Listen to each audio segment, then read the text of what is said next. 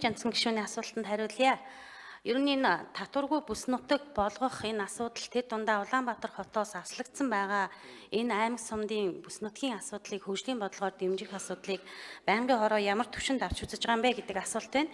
Тэгэхээр энэ дээр бас нэг 2-3 бас хариу тайлбар өгье гэж бодож байна. Өнгөрсөн хугацаанд бид нэр аж ахуйн нэгжийн орлогын албан татвар дээр бас хөнгөлөлт үзүүлж тэр дундаа жилийн борлуулалтын орлого 1.5 тэрбум төгрөгийн орлоготой аж ахуйн нэгж байгууллагуудын орлогын албан татварыг чөлөөлсөн ийм хууль эргэцэн орчныг гаргасан. Мөн одоо Улаанбаатар хотоос 550 км аслагдсан аж ахуйн нэгж байгууллагын орлогын албан татварыг 50% хөнгөлөх 1000-аас дээш км аслагдсан энэ одоо сум суурин газрын 90%-ийг нь хөнгөлөх ийм шийдвэрүүд гарсан.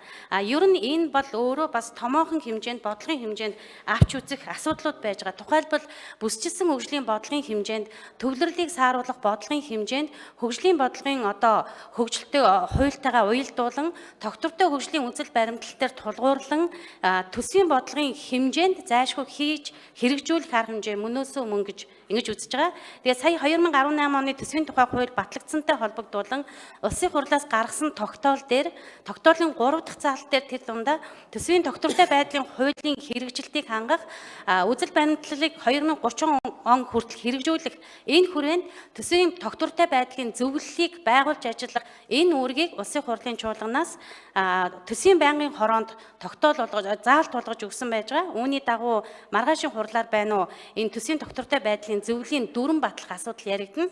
Тэгэхээр энэ зөвлөл маань байгуулагдаад ирвэл яг энэ бүсчилсэн хөгжилтэй холбоотой одоо сууж байгаа энэ орон нутгийн хөгжлийн бодлогын асуудлыг татварын бодлогоор дэмжих, төсвийн бодлогоор дэмжих, хөнгөлөлт чөлөөлтийн асуудлуудыг цогц бодлогын хэмжээнд нэгдсэн одоо энэ байр суурьтай авч хэрэгжүүлэх нь зайлшгүй шаардлага байгаа. Өнгөрсөн хугацааны нөхцөл байдлыг харахад зөвхөн одоо өнөөдөр гэхэд баруун бүсийн зөвхөн одоо энэ Оросын холбооны улс болон Хятад ард улсаас импортоор орж ирж байгаа цахилгааны тариф дээр хөнгөлөлт чөлөөлтийг үзүүлж аваад түрүүний хугацаанд бас хөдөө аж ахуйн салбар дээр өвс тэжээлийн асуудлыг бас импортоор оруулж их асуудал дээр бас энэ чөлөөлтийн асуудлыг ярьсан.